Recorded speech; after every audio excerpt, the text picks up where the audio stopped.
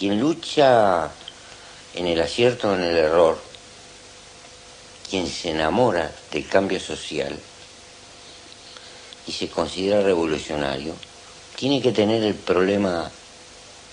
riesgo de la muerte y de la prisión como una de las eventualidades. Pero el hombre es un bicho raro. Hay gente que arriesga la vida por manejar un auto a 300 kilómetros. Arriesgar la vida por una causa hermosa parece bastante más racional. Hi ha moments, sí? Hi ha moments que pensem que tot s'ha acabat, que el pal ja està molt xungo, que no tenim futur, que tots els anys de lluita s'han perdut, que venen temps de feixisme obscur. Ens han matxacat tant que ni les veiem venir, que si presos i muntatges i lleis fatxes, i de mentre anem fent, anem esperant quins seran els següents companys que cauran. La impotència ens genera odi, quan diem prou encara que ens dolgui. Aquí hem arribat, no ens hem conformat amb aquesta trista realitat, no? Plorarem i caurem moltes vegades, està clar, igual de clar que ens tornarem a aixecar per lluitar. I no hem de deixar que això sigui el de sempre. No podem esperar que ens marquin l'agenda, saber com pensen i saber preveure. Poc a poc, pas a pas, pedra a pedra, farem més gran aquesta petita esquerda.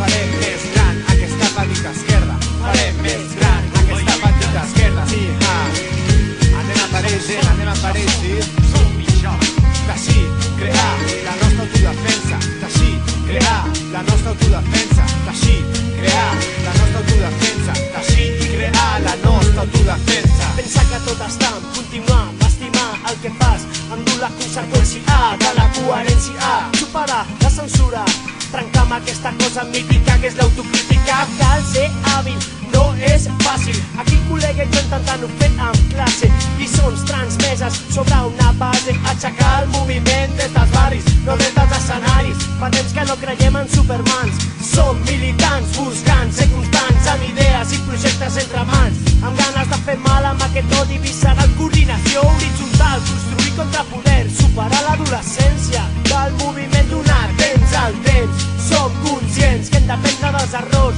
de la generació, de la transició, la gran traïció, de la fossa del franquisme. Hem passat a l'abisme on hem nascut, on hem crescut, aprenent a odiar, a crear, i podem afirmar que el feixisme s'ha consensuat i diu a pacte social, evolució natural del capital. Ja n'hi ha prou, canvi radical, torna a dir, construir aquí un demà diferent de l'ahir, sortir del camí que ens han fet seguir per anar més lluny, crear un nou horitzó, crear un instrument de la transformació amb la resistència, passar a l'acció, organització.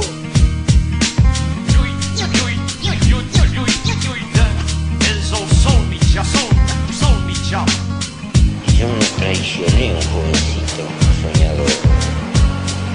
Por eso para mí la lucha y los sueños son una gratificación, no son un castigo.